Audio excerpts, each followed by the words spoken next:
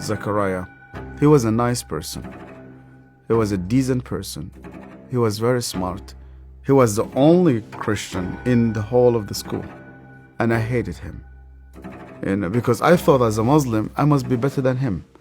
But he was better than I. We start to beat him every single day that we come to school. And we agreed on that night, we need to kill him. It was dark. It was cold. And we went ahead of him. And we were 5 of us. We climbed a tree and we waited there. And from far away, we saw that a torch coming. And the light became bigger and bigger as it approaches us. And the minute that he just went under the tree, we jumped at him. He was crying, he was screaming, he was shouting. We broke his arm, we broke his leg. He started to bleed. And because he started to scream and begging for help, I put my hand in his mouth so that no noise will come out of him. Similar when you are slaughtering a sheep, it's just shivering, and the others were beating him. I felt very proud. You were actually doing something for Allah. You want to please Him. And suddenly, he could no longer breathe, and we could not hear his voice.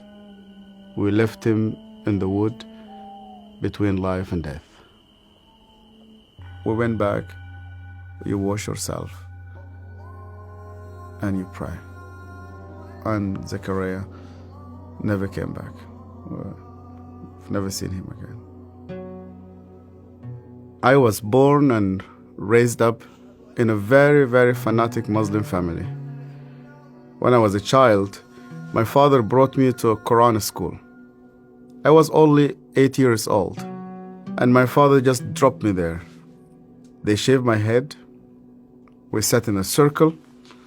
The Shaykh sat in the middle of this circle, and he has a very long whip. I was forced to memorize the Quran. Every mistake that you do, this whip will just come right in the middle of your head.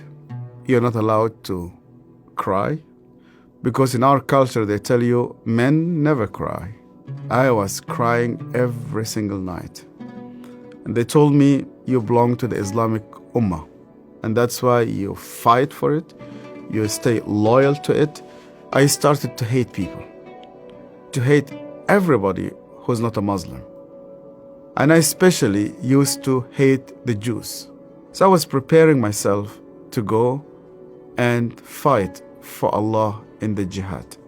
But every night I went to bed, and when we put the light off, I did not know what will happen with me if I die. My cousin was severely sick, and the doctors, they said he's going to die. They gave him only a couple of days. And one day came 2 people. They were Coptic Christians, and one of them wanted to greet me, and then I saw he had a cross, and then I pulled my hand back. I said, well, I'm not going to touch a hand with a cross. And then he said to me, we hear that this child is sick.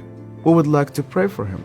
And only out of politeness, I told them, okay. And they started to speak to God like a person that he speaks to his friend.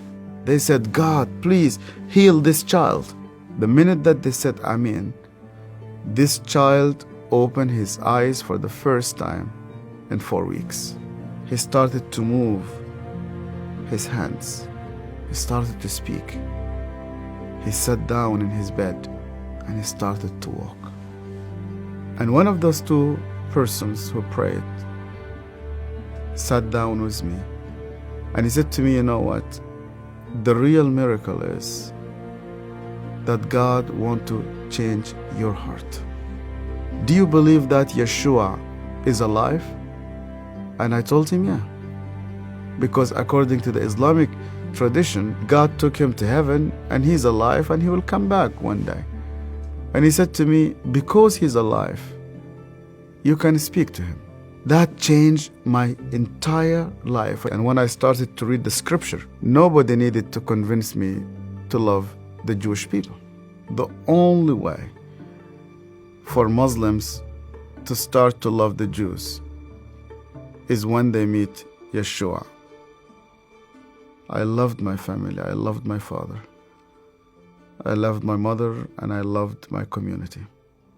And when I decided to follow Yeshua, my grandfather and my father said to me, "You are no longer one of us." They made a funeral. They invited friends and family. They brought a coffin to the cemetery, and they said, "Our son is dead."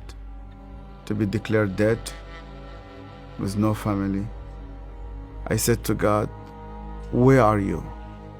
I heard this voice, and this voice told me, "You know that the grave where your name is written, you know that grave is empty.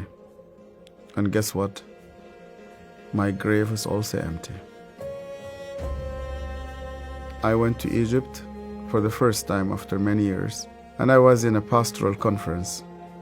And one of the Sudanese pastors came to me, it's an elderly man, gray hair, started to speak to me, and he asked me, "Where did you come from?" I told him my story. He started to cry.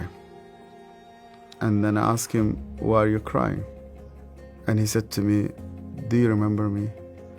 My name is Zachariah." And suddenly, I remembered him.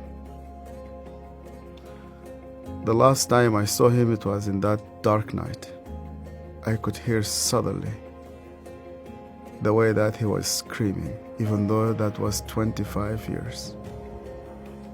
Suddenly I started to see his broken arm and broken legs. I started to see the scars which I caused him.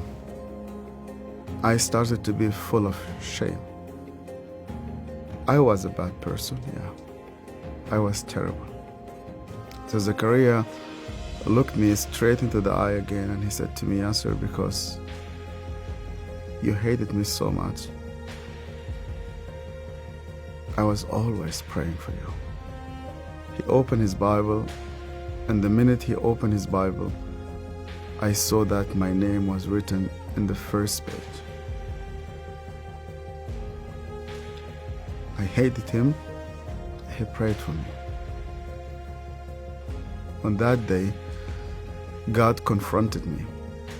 He said to me, "Even before you start to think about me, I was thinking about you.